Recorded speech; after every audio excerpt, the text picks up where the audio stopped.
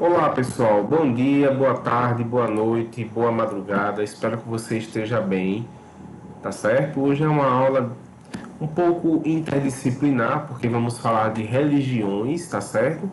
Abordar as principais, dentre tantas que nós temos, religiões, manifestações religiosas no nosso planeta e identificar onde majoritariamente elas ocorrem, tá certo? Eu me chamo Paulo Ricardo, sou professor de geografia. Então, qual que é a importância, pessoal, das religiões para a nossa disciplina de geografia? Primeiramente, ela reflete a diversidade cultural da humanidade. Ou seja, o homem se adapta às circunstâncias, aos locais onde ele está inserido, aos modos de vida que ele vai modificando também, e ele vai representar sua fé, sua devoção nas religiões, tá certo? Então isso reflete a diversidade cultural da nossa humanidade. É o elemento essencial da vida humana nos 5 continentes. Então, todas as religiões tentam dar um sentido à vida, um propósito para ela. Então, nos 5 continentes, nós vamos identificar diversas maneiras, filosofias de interpretar o mundo e, consequentemente, a sua realidade. Influenciam as sociedades e suas estruturas. Vamos ver depois o caso da Índia nas suas castas, que é circunstância diretamente ligada à religião hindu, tá? Então, aqui, por exemplo, nós temos a religião cristã como a principal, certo? Então, a filosofia vem a ser outra, vem a ser pelo menos em alguns pontos já foi mais influente, né?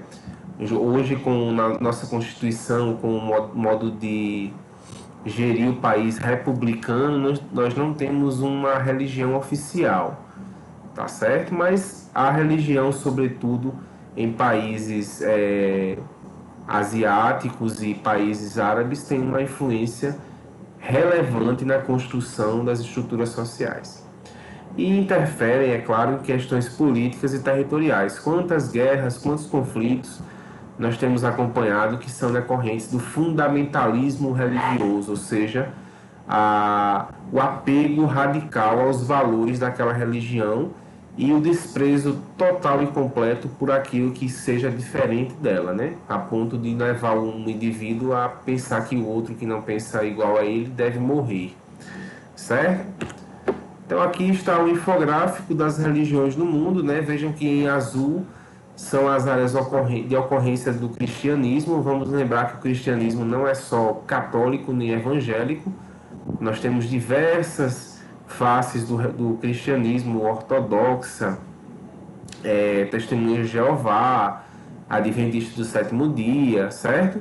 Então o cristianismo também é uma religião muito fragmentada. O islamismo, vejam que o islamismo que está em rosa, ele acontece muito mais na África e no Oriente Médio, uma parte do Sudeste Asiático, tá? É o que mais se aproxima em termos de número de adeptos do cristianismo, é o segundo maior credo religioso. Depois você vai ter o hinduísmo, que é basicamente na Índia, tá aqui o hinduísmo, ó, em azul escuro, né? Basicamente ele está na Índia. O budismo, que está aqui em partes do Vietnã, Tailândia, Camboja, né? Mongólia aqui em cima, Japão, certo? Crenças chinesas tradicionais da China. Aqui está a China, né? Em verde claro. E o judaísmo, basicamente, claro que nós temos judeus espalhados por muitos países do mundo, mas ele se concentra principalmente no estado de Israel. Tá certo? Então aqui você tem a fatia das religiões correspondente às religiões mundiais. A maior parte da população mundial é cristã, certo? Então 33%, ou seja, um terço da humanidade é cristã. Então tá aqui esse gráfico que ficou ainda melhor explicado, né? 31,2, 24,1 os muçulmanos, é uma diferença bem pouca, né? Já foi maior, certo? Os hindus estão ali em 15%. Os sem religião, né? Que pessoas que não têm religião ou que são ateias, também são uma parcela muito importante da população e tem o seu espaço, né?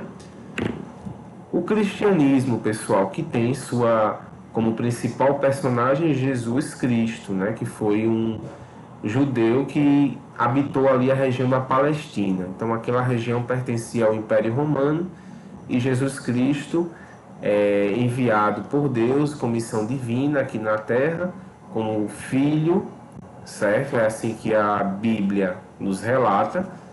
Ele morreu e se sacrificou pela humanidade, tá? Então, mas também Jesus era uma pessoa que questionava autoridades, uma pessoa que era muito mais ao lado dos mais pobres, dos mais humildes, certo? Então é uma frase famosa de Jesus que me marca muito é a questão do rico. É mais fácil um camelo passar pelo fundo de uma agulha do que um rico entrar no reino dos céus. Quando um jovem rico pergunta a ele o que é que ele tem que fazer para ser salvo, né? E ele diz: abandone suas riquezas, vá. Ele ainda não tinha agradado 100% a teologia de Jesus, certo? Então, o cristianismo foi essa religião que se expandiu a partir do Império Romano e posteriormente começou a se consolidar na Europa, em partes do Oriente Médio, e com a difusão das grandes navegações e do colonialismo foi levado também para outros continentes, tá certo? Então nós temos as origens do cristianismo. O cristianismo surge na Igreja Católica com o primeiro Papa, que foi Pedro, o apóstolo de Cristo, que os que eram os apóstolos eram pessoas que andavam, que tinham a fé em Jesus Cristo e que levavam a mensagem cristã para o mundo. Tinham essa missão que o próprio Cristo incumbiu eles, né? Então, pregar o evangelho a toda criatura são mensagens que a gente encontra com muita frequência na Bíblia. Então, Pedro fundou aí o cristianismo no primeiro século da era cristã.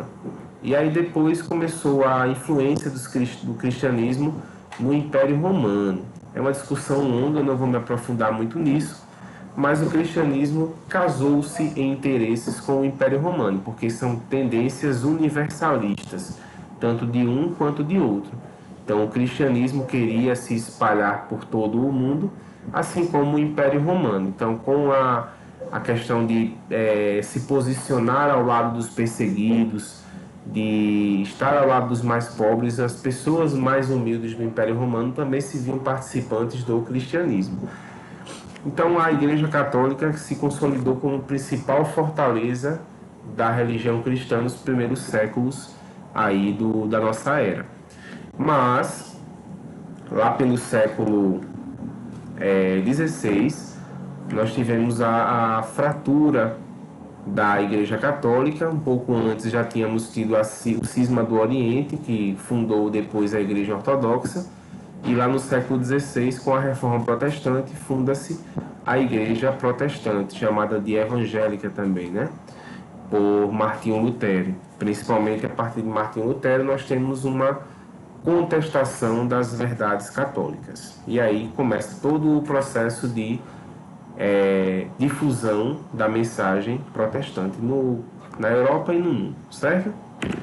O islamismo é fundado por Maomé. Maomé, que era um mercador, era uma pessoa que acompanhava uma mulher muito rica nas caravanas, e ele recebeu uma mensagem no meio do deserto de Alá, certo? Pedindo para que ele levasse a sua mensagem adiante, para que ele passasse a mensagem para a humanidade, para que ele viesse a purificar a humanidade. E Maomé estabelece os preceitos do islamismo, dentre eles a que todo muçulmano deve pelo menos ir uma vez na vida a Meca. Meca é essa cidade onde tem essa aglomeração de pessoas todos os anos para prestar culto a homenagem a Alá e a Maomé, que é o seu profeta. Tá? Maomé não é tido como um deus, é tido como um profeta, certo? Que recebeu a mensagem divina e passou para frente. Então, alguns preceitos do islamismo são os seguintes: rezar 5 vezes por dia. Em países de maioria muçulmana, a mesquita toca a chamada para as pessoas virem para rezar, para fazer a oração, né? Ajudar os mais necessitados, certo? Se fazer participante no Ramadã. O que é o Ramadã? É um período de jejum de carne que eles têm. Durante alguns meses do ano eles não comem carne, certo? Então são vários preceitos, várias formas de entender o mundo. E o islamismo também tem seu lado político, né? Temos aí os xiitas e os sunitas. Os xiitas são os mais radicais, são aqueles que se envolvem com a política de uma maneira mais fundamentalista. Os estados teocráticos. O que são estados teocráticos? São estados que têm como principal influência a religião, certo? Então, quem não é daquela religião tende a ser marginalizado, tende a ser perseguido, preso, certo? Então, isso é um Estado teocrático. Temos Estados teocráticos no mundo? Temos. A Arábia Saudita. Na Arábia Saudita, por exemplo, as mulheres estão começando agora a poder dirigir carro, certo? Elas não podem votar, elas não podem reclamar do marido, elas não podem sair de casa, elas não podem trabalhar como os maridos, elas têm que ficar em casa. Então, se elas fizerem qualquer coisa que seja contrária a isso, elas são mortas, apedrejadas ou condenadas a pagar multas, enfim, varia a questão da pena, né? Mas o papel da mulher no islamismo para os estados teocráticos xiitas é o de ficar em casa e obedecer sem contestar o marido, certo? E já os sunitas não, os sunitas eles são mais abertos ao diálogo, vamos dizer assim. Então são países de maioria sunita, eles são mais, digamos, mais próximos da democracia que nós desejamos, a uma sociedade mais justa, né? Uma sociedade que não seja baseada em preceitos radicais.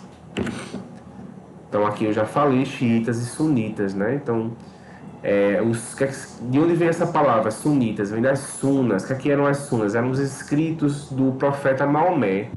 Eram as práticas que ele tinha. Além do Alcorão, tinha o livro dos sunas, que eram as práticas do Maomé. Beleza?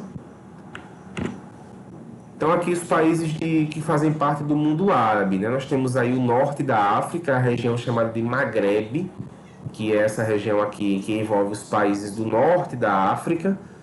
Você tem aí a Mauritânia, o Sudão, Somália e aqui os países do Oriente Médio, certo? Da Península Arábica e do Oriente Médio. Síria, Iraque, Jordânia, Arábia Saudita, Omã, Emirados Árabes Unidos, Catar, Bahrein, Kuwait e Iêmen, certo? Esse é o mundo árabe.